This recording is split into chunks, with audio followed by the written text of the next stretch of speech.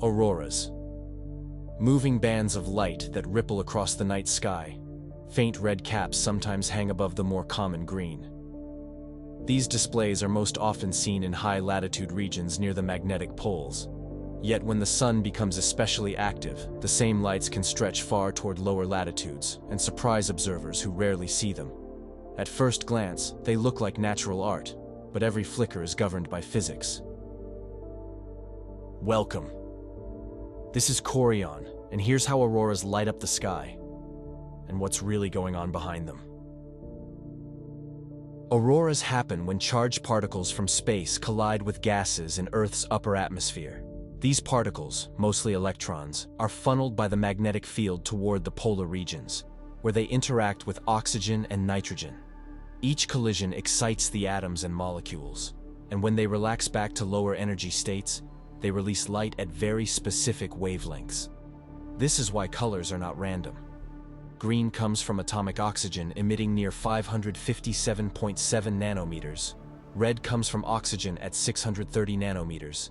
And shades of blue and violet come from molecular and ionized nitrogen around 427 nanometers. These lights are not spread evenly at all heights.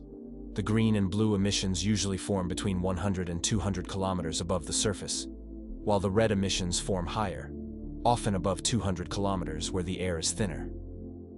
The result is a vertical layering that gives aurora its depth. The story begins much farther away at the sun. The solar wind, a continuous stream of magnetized plasma, flows outward through the solar system. At Earth, typical speeds range from 300 to 800 kilometers per second, depending on solar conditions. When the magnetic field carried by this plasma, known as the interplanetary magnetic field, points southward relative to Earth's field, magnetic reconnection occurs on the day side of Earth's magnetosphere. This process links the two fields and opens channels for solar wind energy to pour into Earth's magnetic environment. The energy is stored in the stretched magnetic field lines in the magnetotail, the elongated part of Earth's magnetic field opposite the sun. Eventually, reconnection in the tail releases that energy explosively, flinging it back toward Earth along field lines that connect to the polar regions. This is the engine that powers auroras. Substorms are the name given to these bursts of energy release, usually lasting less than a few hours but producing dramatic brightenings and motions in the auroral oval. There is an important difference between substorms and full geomagnetic storms. Substorms reorganize the aurora on short timescales of tens of minutes, often intensifying activity near midnight. Geomagnetic storms, on the other hand, are global disturbances that last for many hours or even days. They occur when the sun launches massive clouds of plasma called coronal mass ejections, or when long-lasting high-speed streams from coronal holes buffet Earth. These storms pump huge amounts of energy into the magnetosphere and ionosphere, causing the auroral oval to expand dramatically toward lower latitudes. This is why people as far south as the central United States or Europe have occasionally seen auroras during strong storms. The planetary K-index is used to summarize this global disturbance on a scale from 0 to 9, and when values climb above 6 or 7, mid-latitude auroras become likely. How do the electrons that paint the sky actually gain their energy?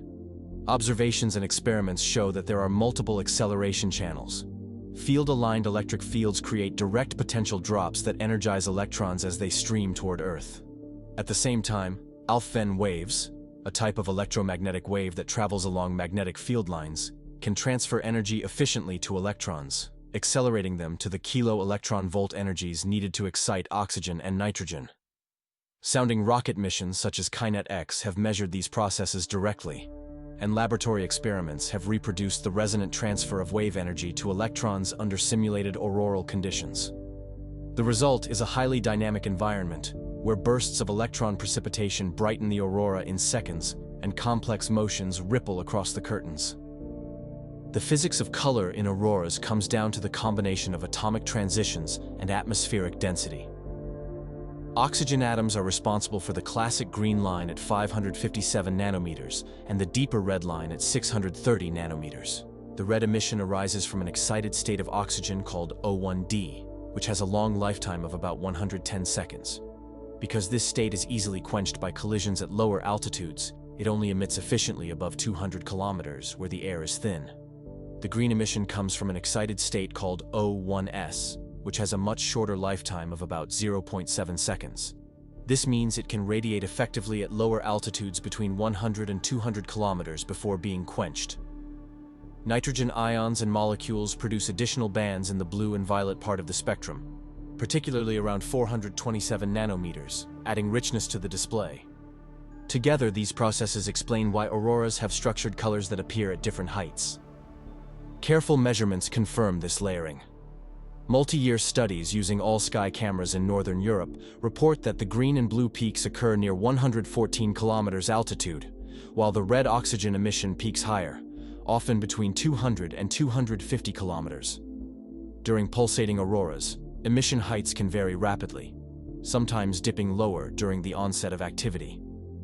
Energetic differences in the incoming electrons explain this variation. Bright discrete arcs are typically driven by electrons with energies of 1 to 10 kilo-electron volts. Softer precipitation in the hundreds of electron volts produces more diffuse auroras and enhances the higher red emissions. In extreme events, energies can extend into the tens of kilo-electron volts, producing vivid greens and complex structures across the sky. The shapes of auroras are also diagnostic of the physics behind them. Thin arcs trace narrow channels of accelerated electrons. Wide curtains and vertical rays show how electrons follow magnetic field lines downward. Pulsating patches are linked to wave-particle interactions in the magnetosphere. During substorm onset, auroras often brighten suddenly, split apart, and surge rapidly across the sky as energy stored in the tail is released. In strong geomagnetic storms, the auroral oval widens and moves equatorward, bringing the spectacle to millions who rarely see it. Not all lights in the sky are classic auroras. A phenomenon called STEVE, or strong thermal emission velocity enhancement, has been documented as a narrow mauve arc at subauroral latitudes, often accompanied by a green picket fence structure. Though similar in appearance to aurora, STEVE is caused by fast ion flows in the upper atmosphere rather than direct electron precipitation. Its discovery in recent years highlights that not every colored ribbon in the night sky fits the traditional aurora category. Another variation is proton aurora. Unlike electron-driven aurora, these occur when energetic protons from space enter Earth's atmosphere. The protons undergo charge exchange with neutral atoms, producing fast hydrogen atoms that then emit light in the Balmer series, including H-alpha at 656 nanometers and H-beta at 486 nanometers. Proton aurora often appear more diffuse and are studied using specialized instruments, since they carry unique information about particle populations in the magnetosphere.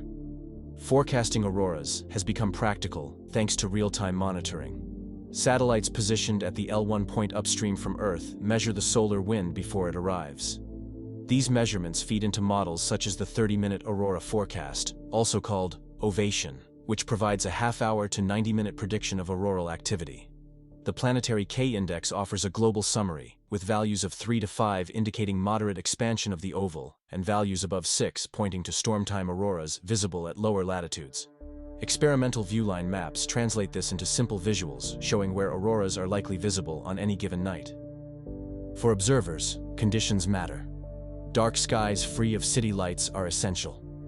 The best time is between local midnight and the early hours of the morning, when the ionosphere is most stable and geomagnetic activity often peaks. A clear horizon toward the poleward direction increases chances, since auroras can appear low on the horizon before moving overhead. Even when the oval is not directly above, faint glows can be detected by sensitive cameras hundreds of kilometers equatorward of the main boundary. Recent events prove how dramatic auroras can become. In May 2024, a sequence of coronal mass ejections collided with Earth and produced an extreme geomagnetic storm rated G5, the strongest in decades. Auroras were reported far from their usual zones, visible in regions of Europe, Asia, and the Americas that rarely see them. Multiple solar eruptions stacked together to produce prolonged energy input, creating one of the most globally observed auroral events of the modern era. The impacts extend beyond beauty. The same geomagnetic storms that light the sky can disturb high-frequency radio communications, reduce the accuracy of GPS signals, and induce strong currents in long power lines and pipelines. These currents can stress or damage transformers, causing blackouts. Satellites experience increased drag and may need orbit adjustments. This is why power operators, airlines, and satellite agencies track auroral forecasts and space weather alerts closely. Auroras are not limited to Earth. Jupiter's massive magnetic field produces auroras far more powerful than ours, glowing brightly in ultraviolet and infrared wavelengths. Saturn also displays dynamic auroras visible in ultraviolet light. Mars, lacking a global magnetic field, shows diffuse auroras in ultraviolet when strong solar events inject particles into its thin atmosphere. Each world shows the same fundamental interaction: charged particles, magnetic fields, and an atmosphere combining to create light. Studying auroras across different planets helps scientists understand fundamental plasma physics. It reveals how solar wind interacts with planetary magnetospheres and atmospheres. This comparative planetology provides crucial insights into space weather processes. Ongoing research continues to refine our understanding of these complex phenomena. New instruments and advanced modeling techniques promise even deeper insights. Citizen science projects also contribute valuable observational data. Despite scientific progress, the aurora retains its captivating allure. It remains a powerful reminder of the dynamic forces at play in our solar system. This celestial dance continues to inspire awe and wonder. If you liked this video, consider to support with a like and a subscription, and of course, you can leave a comment. That helps me a lot. Future missions and ground-based observatories will further unravel their mysteries. They offer a window into the fundamental processes governing our solar system. These luminous displays remind us of the universe's profound beauty and power. Thanks for watching. If this helped you understand auroras better, hit the like button so more people discover this video. Leave a comment. What surprised you most? I'll read your thoughts. And maybe I can create a video based on that. Don't forget to subscribe and turn on notifications so you won't miss future science and world deep dives. See you next time on another perspective of the universe.